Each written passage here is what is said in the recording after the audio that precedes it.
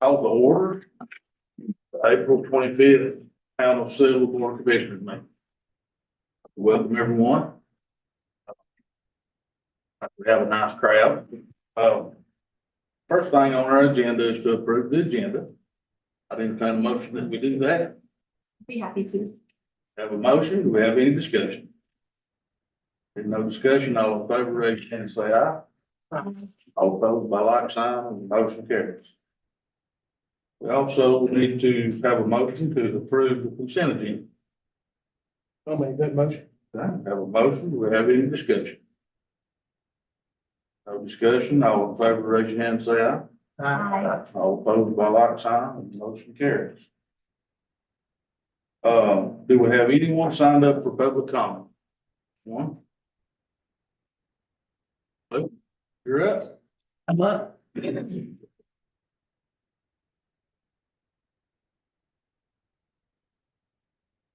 Very brief. First of all, I love what's happening with the bridge park down there. I mean, it's looking really, really good. It's getting very close to completion. I think these gentlemen over here need to, our appreciation. Second thing is where the bathrooms being built. We're starting to form for, slab yesterday. I had an idea that you might want to contemplate. That used to be the center of town. If you'll notice right over next to that in in that little bit of a flower bed, there's a 6-inch benchmark with made out of concrete with a small brass plate in it showing that was the center of town. Sylva was established by that being the center, going out in 8 directions, 1 mile each direction, and forming an octagon.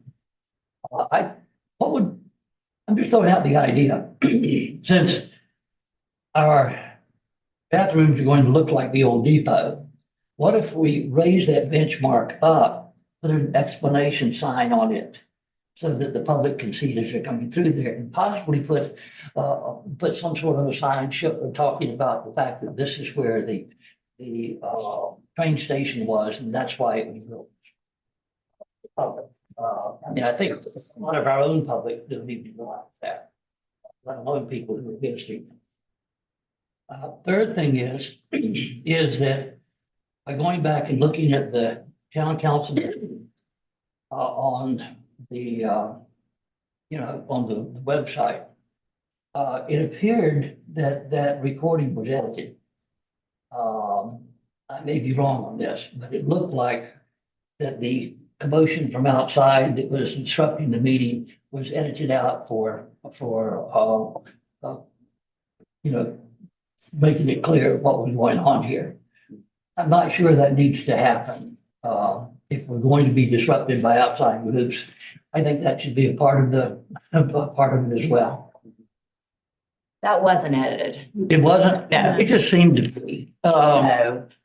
The camera it was just how the camera was focused and where our microphones are. We would not edit that. Okay, well, I didn't know. That's why I was asking. Because I wasn't sure. Sorry to interrupt you. No, it just, you didn't hear a whole lot of it on that, but you heard a lot of it in here during that meeting. It's where our microphones are. Okay, thank you. Thank you, Luther, and I very much like your idea about having some kind of fancy little sign made to mark the center of town or a bathroom and explain all what we did there. I think it's a good idea. One of us needs to remember to follow up on it. Yeah. Okay, so is that everyone for public comments? Okay, I picked up the pin. so moving on to reports, starts with the mayor's report. I thought it might be the appropriate time to throw out an idea that was talked around about a year ago. And I really like the idea of it. We've had business owners here in the town of Sylva my whole life that have never had a voice of any kind. All we get to do is pay taxes. And we have the downtown association for the businesses on Main Street that get to have some fashion of a voice through that. But our other business owners don't have any voice at all. So we're thinking about how to try to help redevelop 107 and needing all the help we can get. I came up with the idea of possibly appointing a business development board, a sister board to the planning board, to be an advisory council to us. And I ran it by Paige. It is legal for us to do that and appoint people that own a business here but do not live in city limits. We would restrict it to living in Jackson County. I think we ought to make it a 5-person board. First time would have to be a couple of short terms to get them to rotate like they should. I also think we should do it like we do the ABC board. I think we should appoint the chairman. But what I wanted to do is put it on the agenda for the first meeting in June, and discuss the matter, see what kind of ideas people have. The reason I thought we'd make the first 2 terms very short is because there seems to be a lot of people interested in serving on this thing, that are business owners, and putting their heads together, successful business people, might be a good thing for helping us figure out what to do. Good idea. Okay. So the last thing on my report is I will be out of town the 4th through the 11th, and our Mayor Pro Tem, Miss Mary, has agreed to take over the meeting for me on May the 9th. So please excuse me for that meeting. That's all I have. Well, let's see. I have a couple of things to bring to your attention today. Can you hear me okay? Okay. First is a resident has reached out to me about the train cars outside of Jackson Paper. They have some graffiti on them, maybe aren't the most attractive. They wondered if there might be an opportunity for us to partner with Jackson Paper to maybe get some folks there to do some art from Western Carolina University on those train cars, if they would be open to that idea. So I would like to have permission from the board to maybe open that conversation. That's okay. Should you like to have a meeting with Jackson Paper and Southern Railway, or? Okay. What they think about that. I'm fine with it. I don't think we need a motion in vote, because since it's on the board, it should be good enough. Okay, great. 2 more items. I want to respond to 2 emails that I received. Maybe you guys received those emails as well. The first is concerning ADA compliance at the Bridge Park's new construction. And they are concerned that this is a big project. Part of the project is to be ADA compliant. And we looked at the plans. I believe that they are. I personally walked the property prior to this meeting and confirmed that the parking places are ADA compliant. The ramp that goes from those parking places onto the sidewalk is, and also the pier, the fishing pier, is all ADA compliant, leading to the Bridge Park or to the timber frame. What may be concerning to this patron is the little small 10-foot or 20-foot sidewalk areas to the entrance off Railroad Avenue. And I did speak to some of the employees that were working on the project to say we are at 95% on the project, but also Railroad Avenue may be experiencing some renovations in the coming years, maybe addressing that side of the park. So stay tuned. The last email that I want to respond to is a patron that was concerned about my comments in Smoky Mountain News regarding the recent parade decision. I had said in that post that I am concerned about safety of the residents. I'm concerned about the safety of the participants. I'm concerned about the budget. I'm concerned about this being a primary road and semi trucks. All of that is true. And I want to extend to the board that I think that's true for all events, not just private events, but also events that are put on by the town of Sylva. So currently we have 5 events that we utilize Main Street. Government is slow and planning events is slow. And you have to iron out details. It takes time. I've personally been event coordinator for Greening Up the Mountains. I know the logistics are complex. I get that. I do want to ask the board, and I'm going to ask the town of Sylva that we revisit some of our events, namely Treat Street. I would like to see go in a different direction in the coming years. Personally, as a parent, I'm not a huge fan of all the candy they get at Halloween. I know the school teachers aren't either. I think we have a really great opportunity to change the idea of Halloween to be more of an experience and less about candy. When all those kids and adults and pets get dressed up in costumes, I think it's really fun and it's really exciting. And it can be about experience and not about candy, in the sense that we could have pony rides.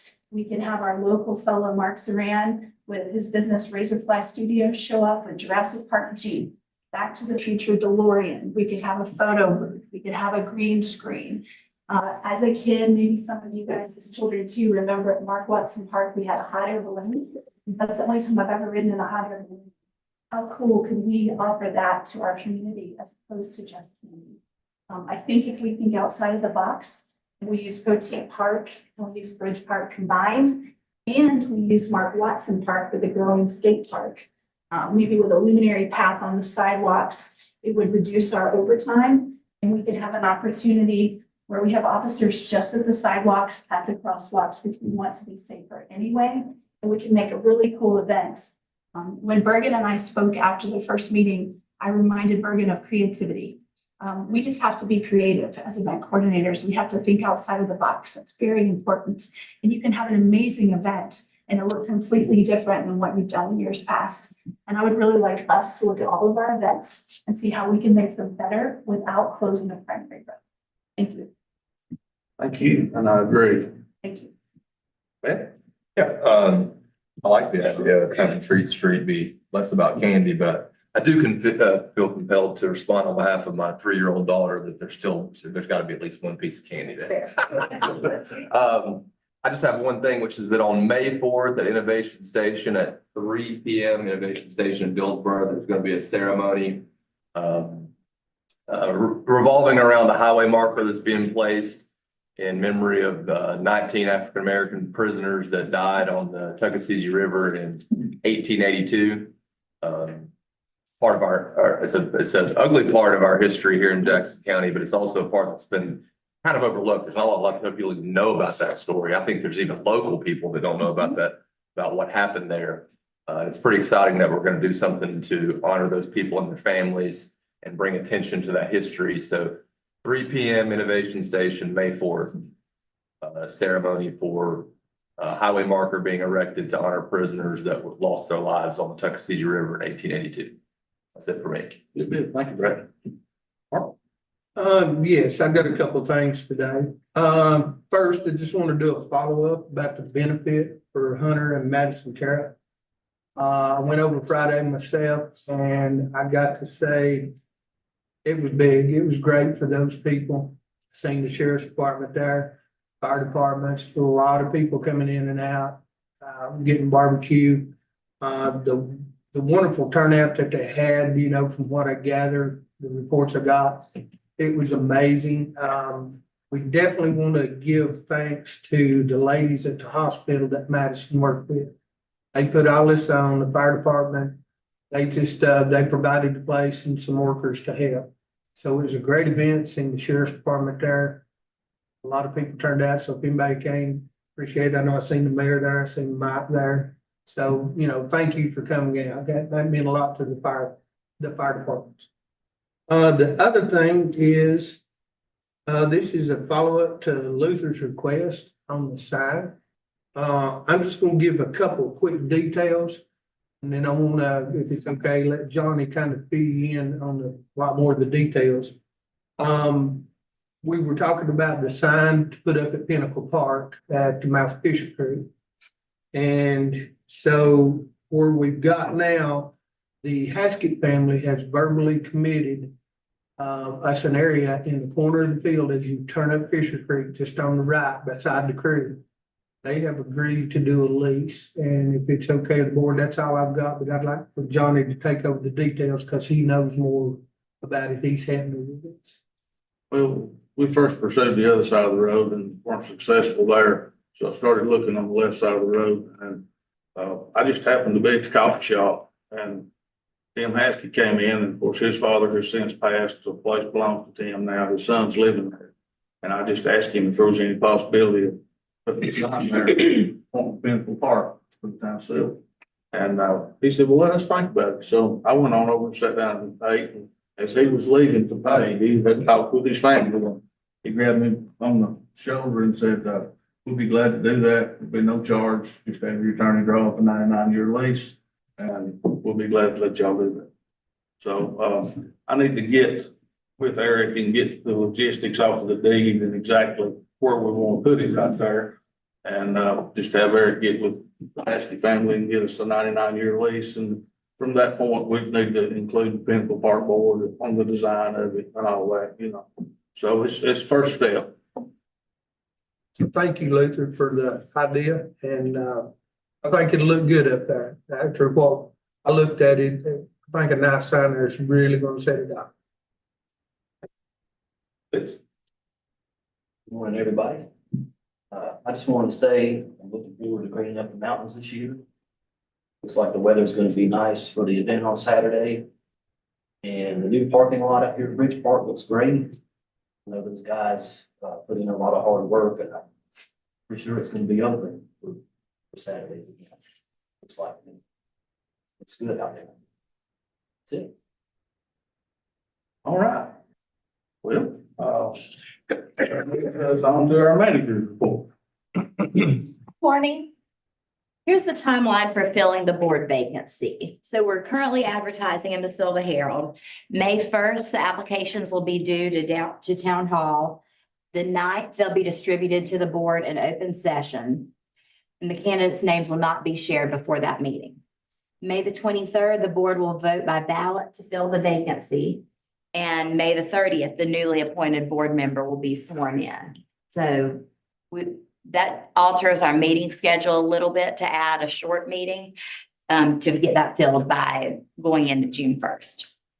An employment update, Assistant Police Chief John Thomas has been hired as the police chief in Claremont. So we would like to extend him our most sincere congratulations. He's going to do a great job, and we appreciate his service to Sylva, and we're proud for him to go to Claremont as their chief. I'm going to let Jake update you on the Bridge Park project, but it is almost finished, so we're excited about that. But what I wanted to say is that we're very grateful to the TDA for their grant funding to make that park project possible, and also to the Southwestern Commission for their assistance on the grant application.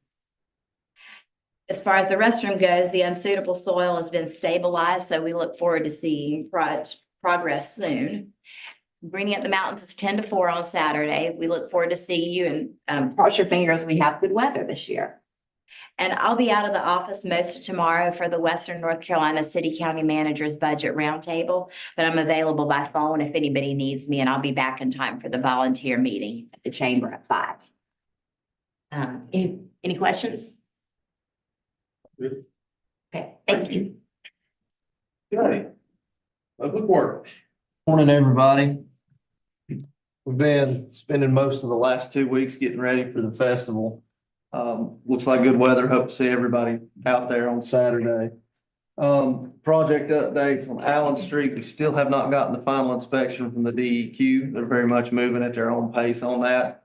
As soon as we get that permit closed out, we'll be ready to close that contract. So I know I've reported that same thing to y'all several times, but I can't make them come out there and inspect it. I am expecting it in the next 1 to 2 weeks though. As far as the restroom goes, like Paige says, the undercut has been completed and passed all of its inspections. If you're by there yesterday late or this morning, they do have the footers formed. I'm hoping to see those poured today. ICF panels and trusses are sitting downstairs. So as soon as the concrete cures on that thing's gonna start coming out of the ground. So after a significant delay, we're happy to be back moving forward with that project. We had a punch list inspection with the contractor at the Bridge Park yesterday. Mary, we are addressing that email that you spoke about, and I'd be happy to talk with you privately about that as well. They have some things they need to get right before we open it. A portion of the new parking lot will be used for the festival. However, we're not going to use the whole thing yet.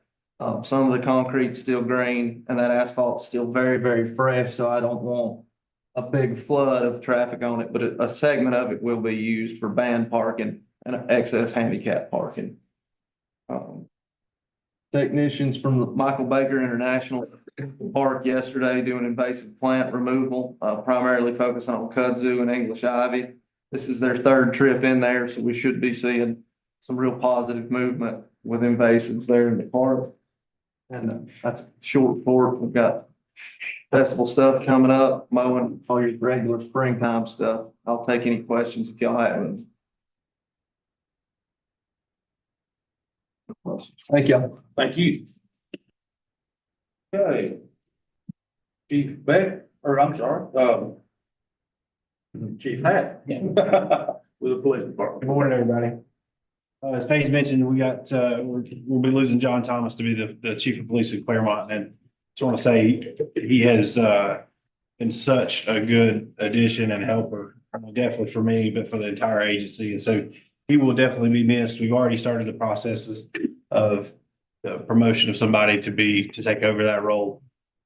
We've got several openings. We've had them for a little bit. That's a bad thing, but also a good thing. And sometimes it gives you the opportunity to bring in new people. And for us, we do not hire people that we just don't are 100% confident won't be successful here in Sylva. And so I've interviewed a lot of folks who could have been hired, but I didn't think they were right for our town. And so we didn't. And so, but right now we actually are on the cusp of hiring several officers, and I just got to tell you, I'm flat excited about it. You're gonna love the people that we're gonna hire. So that's exciting.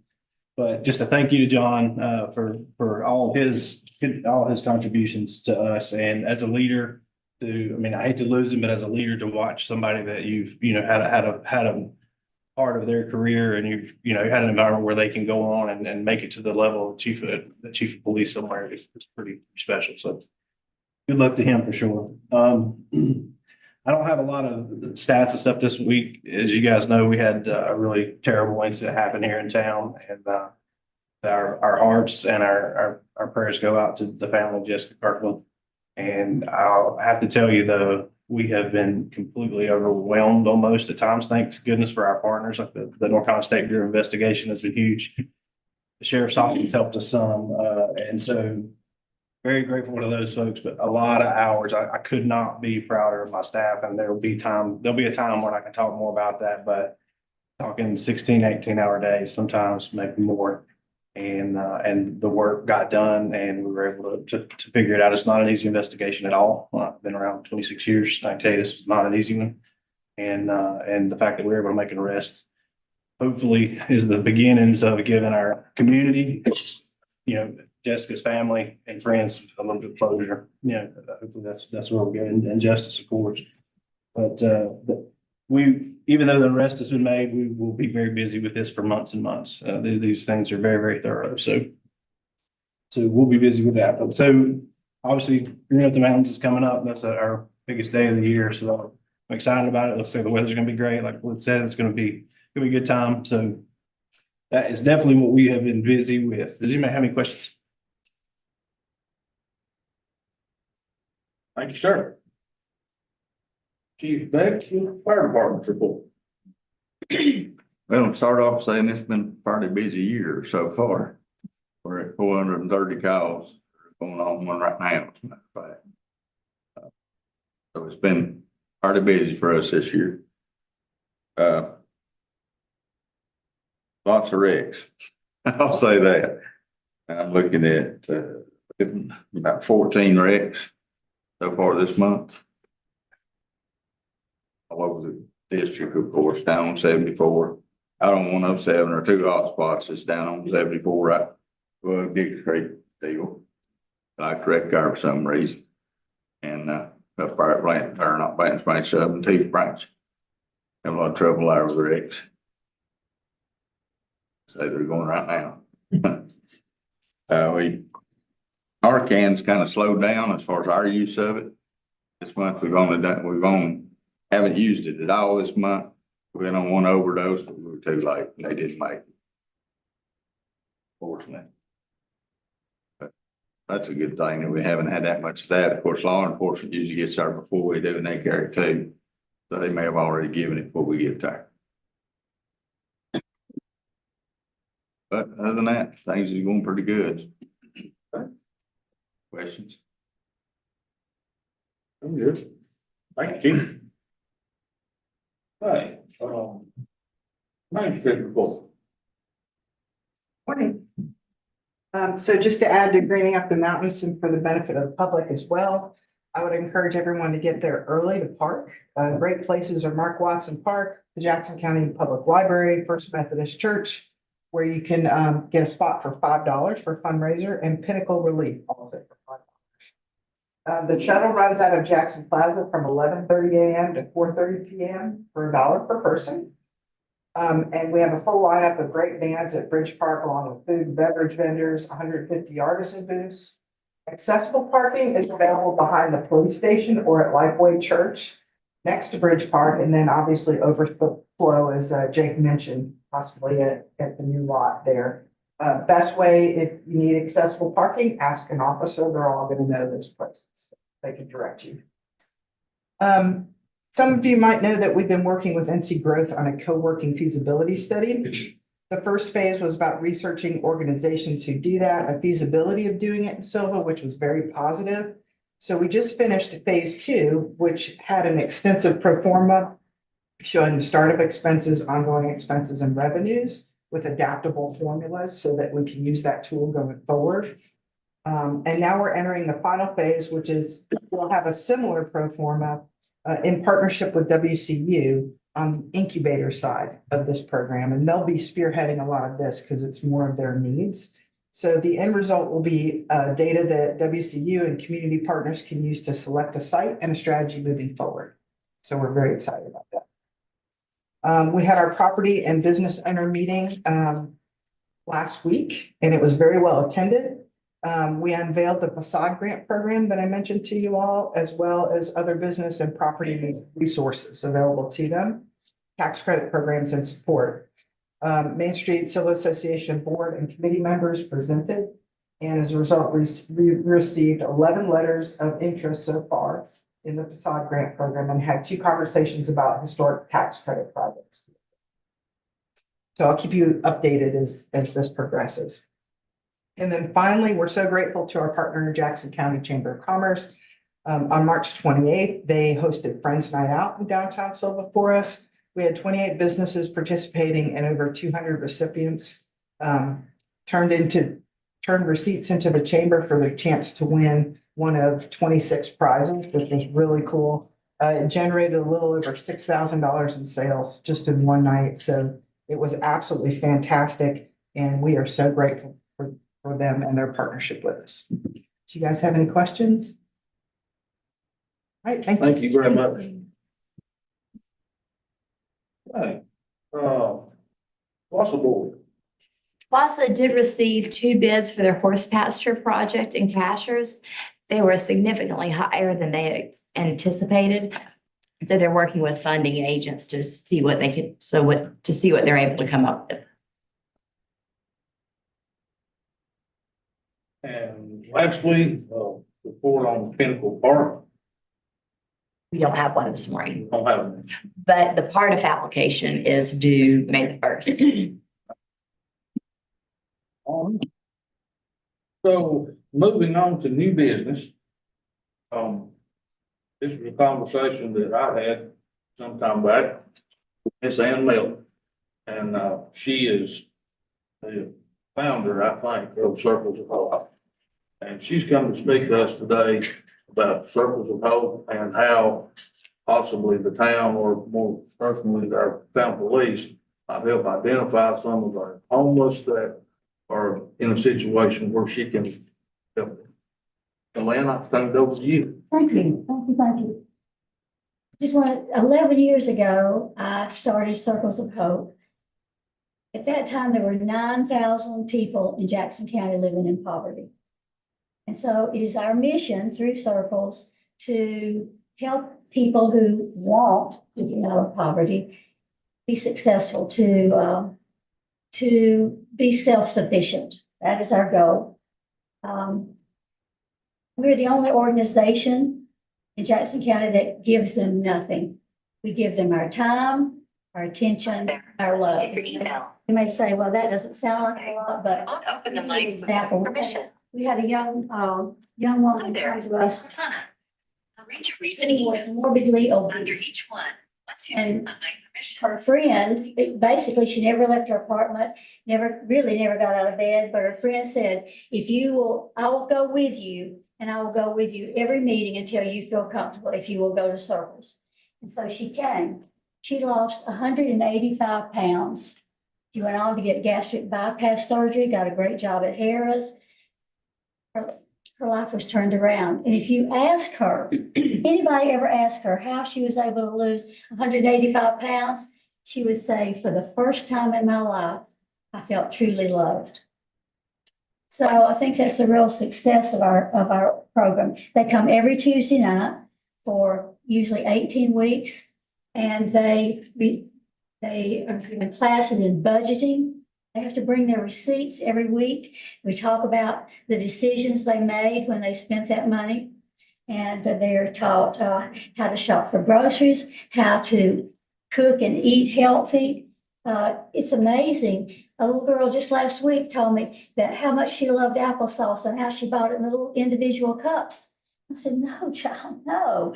You can buy a whole jar of applesauce for a fourth of what you're buying. So they need to be taught how to shop, how to cook healthy, how to eat healthy, and how to, we work to get them good jobs and safe housing. And so we have to teach them how to keep that apartment clean, how to take care of that apartment, the products to buy and what those products do and basically the things that you and I teach our children, they're not taught. So anyway, after they graduate, over 18 weeks, they're given an ally, someone like you or me, who is just there to be a cheerleader, an encourager. Come on, you can do this. You can do this. And they usually come for another year and a half. And like I said, we find them good jobs, safe housing, and thanks to Rolling Start. Does everybody here know about Rolling Start? We can get them cars because Harris loves to hire people, but how do they get there? There is no public transportation between here and Cherokee to get my car. BH Granting loves to get have our men. So one of the obstacles with Circles of Hope is the cliff effect, because once we get them good jobs, they can make just a little bit more, just like $1 more, and they're going to lose so many of their benefits like Medicaid or food stamps or child care. And so it is our job in planning is to help these people prepare for that. So when that comes, they can deal with it and they can go on. Now, why am I here? Because recently, like a year and a half ago, we had 2 homeless ladies come to us. One was living in a tent, one was living in a shelter. They came every week for classes. They graduated, they were assigned an ally. Now they have really nice 2-bedroom apartments. One has a job. They're doing great. But you know what? They were from Haywood County. We haven't had a single person from Jackson County come to Circles. And so what I'm trying to do, one at a time, when I see them, I talk to them. The other day, on Tuesday, it was Circles. I was in and out of the genealogy office all day long, in and out, in and out. And the entire time, there was a lady sitting in the atrium with a suitcase, rolling. And finally, at 4 o'clock, I said, excuse me, but by any chance, are you homeless? Yes, she said. How long have you been homeless? 3 years. Do you have a car? Well, I did have a car, but I wrecked it. I totaled it. I said, well, did you get money for the car? Yes, $20,000. And what did you do with the money? I lost it all at Harris. I said, where do you sleep? She sleeps over in the what you call it, there at the park. Gazebo. Which part? Right, in the Gazebo. pavilion. That's where she sleeps. Okay, and so I said, well, do you have any income? Yes, she had Social Security. I said, so you've obviously had a job in the past. Yes, she said, for 43 years, I worked as an aide in a nursing home. I said, well, obviously you're a kind, caring, compassionate person. So where did all that money go? She said, I gambled it all away. So I said, if I gave you money right now, what would you do with it? She said, I'd probably buy a scratch off. So I said, well, we're having circles tonight. Why don't you come? You get a really good meal, free meal, and you can learn about circles. She said, I don't know if I want to stay in Sylva. I might want to go back home. I said, where was home? Tennessee. We cannot help her. She's been gambling for 46 years. We are not trained to deal with people like that. We are trained to help people who want to get out of poverty, who want to be homeless no longer. We're not trained to help those people. So one at a time, as I see them, I talk to them, and I'm trying to find people who we can help. But I've talked to about 5 now, and none of them are people we can help. I'll see you. So this is my mission. I'm actually going to take a day and come over here and spend the entire day seeing how many people in that caliber I can find. So if you got any ideas, I've talked to the people at here. Today I have with me Rachel Bird. She is our client service coordinator. She's the one that works directly with people who are trying to work their way out of that pit poverty. And we have Chris Alexander. And Chris is coming from Nationals. That Circles is a national organization. And so she is writing a curriculum update for Nationals, and they suggested that she come and observe us. I'm gonna tell you, Nationals loves Jackson County Circles because we are doing great things. Like, for example, not long ago, they do statistics, they do stats on all the Circles organizations across the United States. And nationally, the Circle leaders had shown a 40% increase in their earnings. But in Jackson County, our Circle leaders had shown an 80% increase. So we're doing great things. And but I just need to know if you have any ideas how I can reach these people. You know, I'm going to talk to them one at a time and see if there's any that we think we can help. So, thank you. And thank you. One of the ideas I had was for you to come and speak and you introduced Chief Hatton, and we have a social worker on staff with our police department. I thought with them vetting people and figuring out where they need to be, what kind of help do they need, what kind of problems do they have? Right. Maybe our police department could be of assistance to help bring you the people you can help.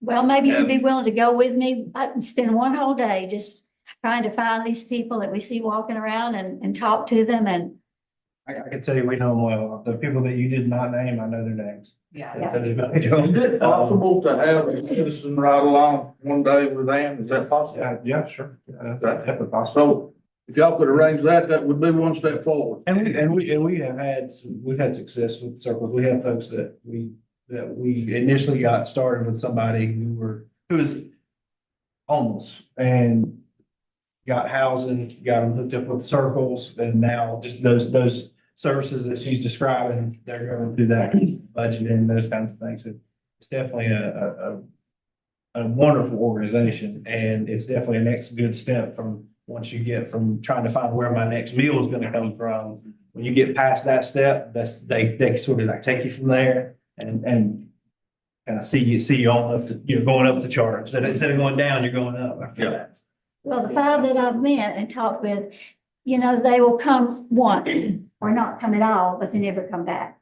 You know, we've had 2 come to the First Baptist Church, and we invited them to come to Sunday school. That little lady, I guess she got warm for the first time, went sound asleep, you know, but they never come.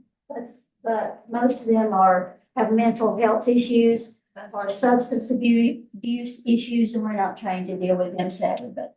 So that's what I was going to share, is that a lot of the people I interact with on a regular basis, there is a mental health component, whether that's, you know, severe and persistent mental illness or whether it's in the substance use category. And that's, yeah, like you said, there's other things they need to be working on. Right. And you know, a day's right along with you two together, I'm sure there could be lots of conversations about options here and there. Well, the thing is, those that I've talked to, they're very honest. Just like that lady said, yes, I'm homeless, been homeless 3 years, you know? About $20,000, loaded Harris. They're very open and honest, but they won't come back. She will never come back. She came once, she'll never come back. So, but I know there are people out there we can help, and I just need to find. I also want to point out that Circles is not just for individuals who begin homeless. It's also for families and things like that. So, you know, if there's also families in low income housing around Sylva and things like that, that could potentially benefit, it would be wonderful to talk with the social workers and things like that of maybe the families that you're seeing as you make calls in neighborhoods and things like that. It's the families that are coming out and just observing what's going on, but you know, they could really use that support. So it's not for that crisis. It's the next step. Once y'all help them out of crisis, then it's the next step of you know, just supporting, providing that social capital that we all here in the room have with one another. Well, those that graduate are amazing people. They are the most wonderful, amazing people. Truly. So. And thank you very much. Rachel has some brochures she would like to give you all. Yes, absolutely. And I'd also like to share a couple things just about Circles, and if you find someone that might be referred, like you'd like to refer, I kind of have, there's a bit of criteria with that. So it can't be literally homeless. If they come to us and they are, we will help refer out. We'll talk to here. If someone is actively using substances or have an addiction issue, that is something that, again, we would refer out to. And the main thing is just being motivated. And we will always try to find the right resources. That's what I do. That's what I try to do. I try to find everyone's resources for them so that they can get to a point where they can get to self-sufficiency, because whenever you're in a crisis like that, your brain isn't going to be able to make those giant changes that you need to reach self-sufficiency. So if you find someone that meets that criteria, send them to me. I would love to talk to anybody. Thank you all so much. Absolutely. Thank you. I appreciate it. Thank all three of you for coming. Thank you. Absolutely.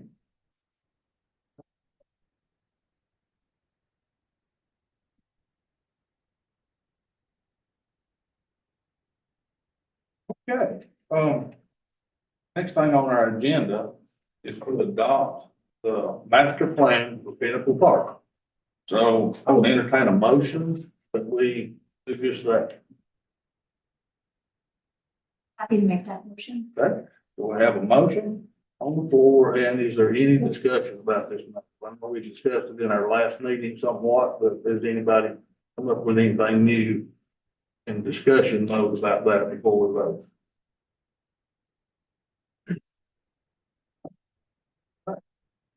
We have a motion on the floor. All in favor, raise your hand and say aye. Aye. All opposed by like sign, and the motion carries.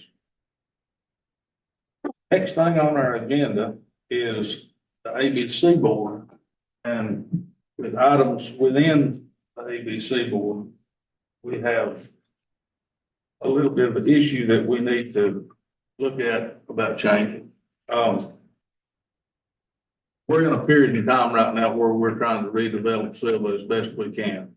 And there's some changes being made that, I won't elaborate too awful deep into it, but with our boards that we have that have term limits on them, right now we have, in the ABC board case, we have a gentleman that would be rotating off the board, that it seems to be essential the board would like for him to stay and serve another term. And what we would have to do is to allow that is to eliminate our limit on terms.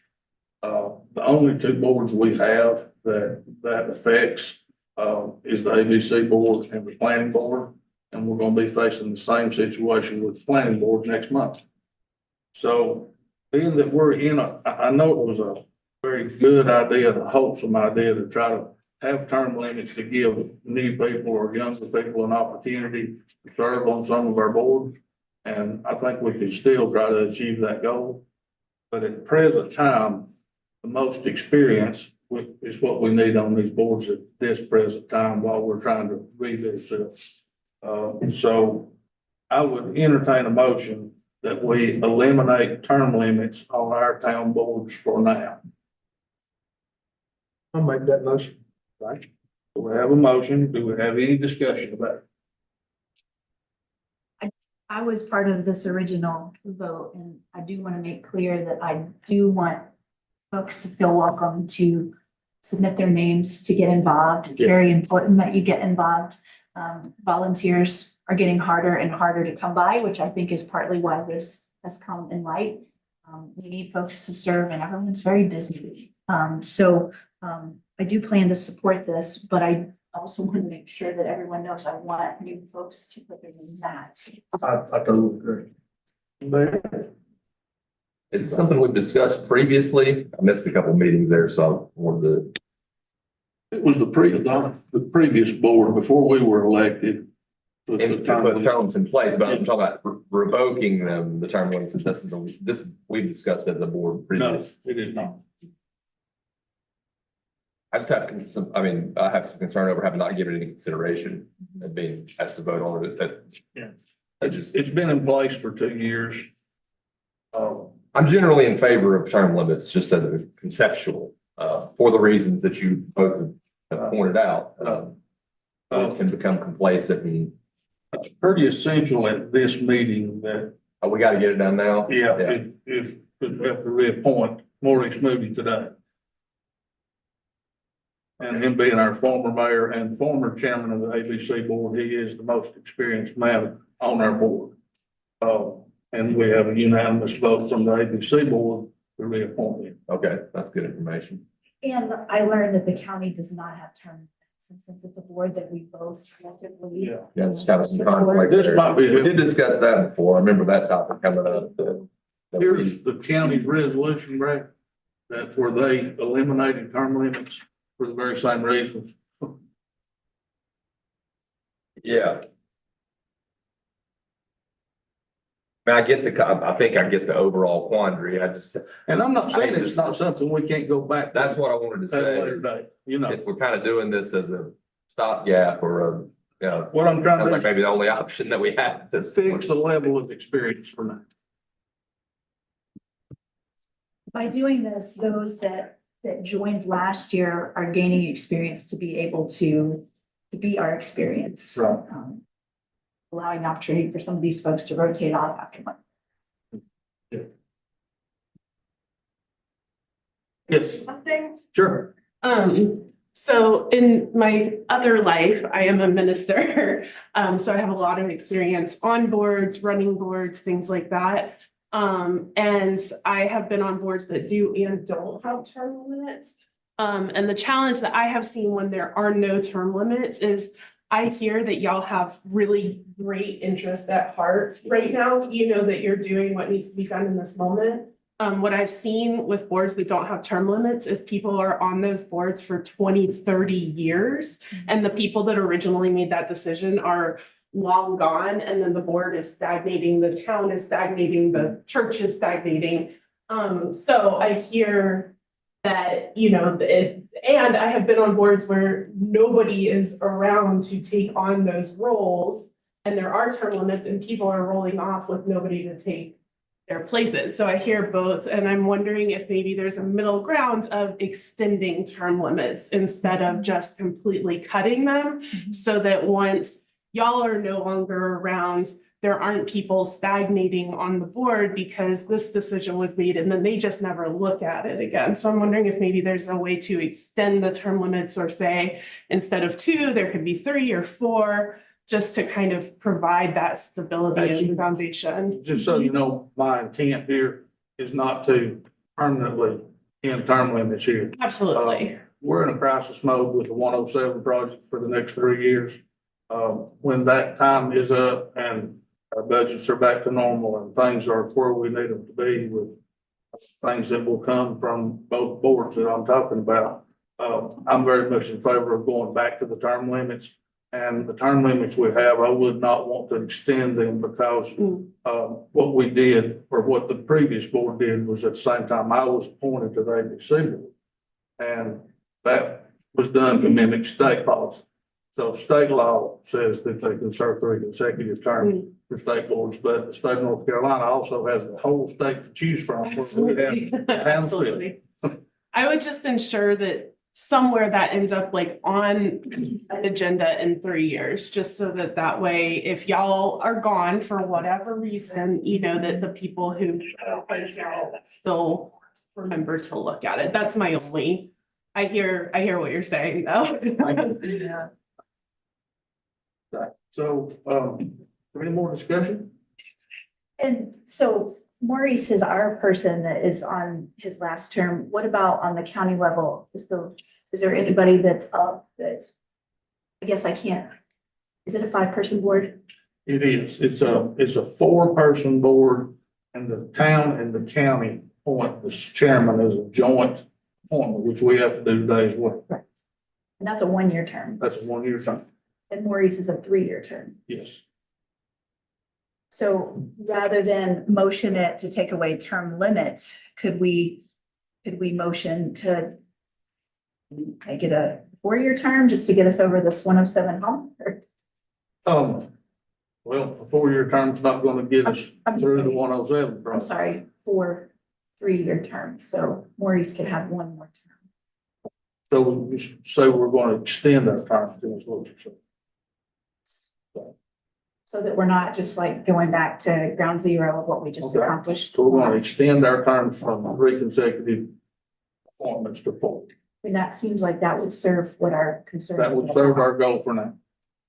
How do you feel about that, Brad? It would seem less permanent. I mean, I know neither one of them is technically permanent, but that would seem like less of a revocation of term limits and more of a temporary measure for the situation that we're in right now, which I think is what we're trying to address. And this is not the only situation where we're facing this problem, just so you know, we have a very green planning board. Yes. We have the same policy with the planning board, and the most experienced person is willing to continue to serve, but he served 3 terms. That's being Russ Harris. Yes. So that's next month's talk about this. I think I like that approach just conceptually better. I Mark, haven't would you thought like through all to the change your motion to extend our terms to 4 appointments rather than 3? Yes. So terms rather than 3 is what we're saying. we can now serve 4 terms instead of 3. Yeah. And that will get us over this. That'll get us over the 107. The situation. Yeah. And hopefully we can all try to work together on this and get our boards to understand, to start helping educating the unexperienced people in this. Because Maurice is not gonna be here forever. So, and same with these other boards. Some could happen, they could move, whatever. But we definitely want to get some experience built up in it. But yes, I'll agree to that. We go to the 4th. And educate the public. That's a big Yes. issue that we have is the people don't even know that participation is needed on a lot of those boards. Yeah. Mass. Very true. Yes. So yes, I will rescind that back and, make the motion be for 4 terms. Any more discussion about it? All in favor, raise your hand, say aye. Aye. All opposed, by like sign. That motion carries the term. So now I would entertain a motion that we reappoint Maurice Moody to his 4th term on the ABC list. I'll make that motion. We have a motion. Do we have any discussion? Being no discussion, all in favor, raise your hand, say aye. Aye. All opposed, by like sign, the motion carries. And the last thing to do with this is, I would also honor the letter that I've shared with y'all over there from the ABC board requesting that we, in cooperation with the county, reappoint David Nolan as chairman of the ABC board for an extended year. I'll make that motion. Okay, I have a motion. Do we have any discussion? All in favor, raise your hand, and say aye. All opposed, by like sign, motion carries. Congratulations, Mr. Nolan.